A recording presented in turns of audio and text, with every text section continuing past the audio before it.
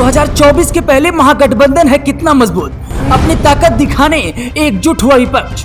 जो ममता बनर्जी कुछ दिन पहले गठबंधन से मना कर रही थी, वो भी आ गई महागठबंधन को देने आशीर्वाद। मोदी को हराने के लिए क्या विपक्ष की एकजुटता होगी कारगर साबित? जिस मोदी के सामने झुक रहा अमेरिका, उसी मोदी को हिंदुस्तान को तोड़ने वाला क्यों बता रहे हैं राहुल? विपक्ष एक दूसरे का पैर छू रही है, पर सवाल ये है कि विपक्ष एक दूसरे के साथ रहकर क्या एक दूसरे को आशीर्वाद देगा? बीजेपी नेता ने कसा तंज, कहा नीतीश कुमार ने ऐसी बारात लगाई जिस बारात में सब दुल्हा है, महागठबंधन का नहीं होगा असर। 2024 में बीजेपी के विजय रथ को रोकने के लिए विपक्षी दल अभी से जोर लगा रहे हैं। इसके मद्देनजर कांग्रेस समेत कई विपक्षी पार्टियां एकजुट करने की कोशिश कर रही हैं। माना जा रहा है कि 2024 में अगर विपक्ष एक साथ आ जाता है तो बीजेपी को काफी परेशानी हो सकती है। हाल ही में सामने आई एक चुनावी सर्वे में ये बात तकरीबन सच साबित होती नजर आ रही है। पहले जान लीजिए कि राहुल ने पटना में क्या कहा, फिर आपको ऐसा सर्वे बताएंगे जो ये साबित कर देगा कि विपक्ष का एकजुट होना बीजेपी के लिए कितना चुनौती भरा होगा। पटना में राहुल गांधी ने लोगों को संबोधित किया, कहा आप जानते हैं कि हिंदुस्तान में विचारधारा की लड़ाई चल रही है। एक तरफ हमारी विचारधारा भारत को जोड़ने की है तो दूसरी तरफ बीजेपी की विचारधारा भारत को तोड़ने की। बीजेपी हिंदुस्तान को तोड़ना, नफरत और हिंसा फैलाने का काम कर रही है, कांग्रेस जोड़ने का काम कर रही है।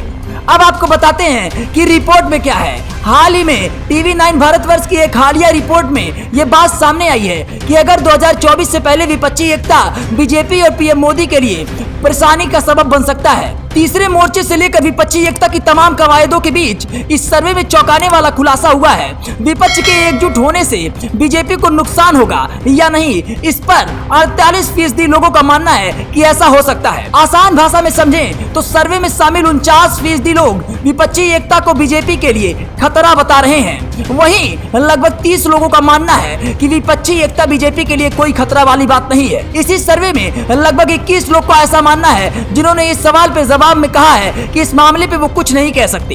बीजेपी के लिए सत्ता की चाबी हिंदुत्व होगी, राम मंदिर होगा, विश्व गुरु होगा, या फिर विकास होगा, या फिर कॉमन सिविल कोड जैसे मुद्दों में से कौन सा बीजेपी के लिए गेम चेंजर होगा, ये सवाल है। इस सवाल के जवाब में हिंदुत्व के पक्ष में 9%, राम मंदिर को लेकर 20.9%, विश्व गुरु छवि में 11.5%, कॉमन सिविल कोड में लगभग 8.5%। पश्चिम बंगाल की मुख्यमंत्री ममता बनर्जी ने लोकसभा चुनाव अकेले लड़ने का फैसला किया था, लेकिन उनका कहना था कि वो किसी भी राजनीतिक दल के साथ गठबंधन नहीं करेंगी। लेकिन पटना की विपक्षी दल में वो नजर आ रही हैं। ये बात की सोर इशारा करता है। पर सवाल तो ये है कि क्या ममता बनर्जी कांग्रेस के साथ समझौता करेंगी?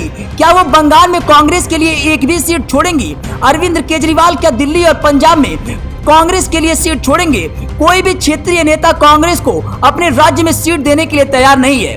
बैठक भले ही हो जाए, एक सीट पर समझौता होना असंभव है। दूसरी तरफ मुख्यमंत्री आवास पर होने वाली इस बैठक में जनता दल यूनाइटेड के नीतीश कुमार के अलावा कांग्रेस अध्यक्ष मल्लिकार्जुन खड़गे, राहुल गांधी, राष्ट्रीय जनता दल की ओर से तेजस्वी यादव, सपा प्रमुख अखिलेश यादव, नेशनल कॉन्फ्रेंस के Omar Abdullah, people's democratic party की महबूबा मुफ्ती, शिवसेना के उद्धव ठाकरे, राष्ट्रवादी कांग्रेस पार्टी के प्रमुख शरद पवार, टीएमसी प्रमुख ममता बनर्जी, आप से अरविंद केजरीवाल और भगवंत मान तो वहीं तमिलनाडु के मुख्यमंत्री एम.के. स्टालिन मौजूद रहेंगे।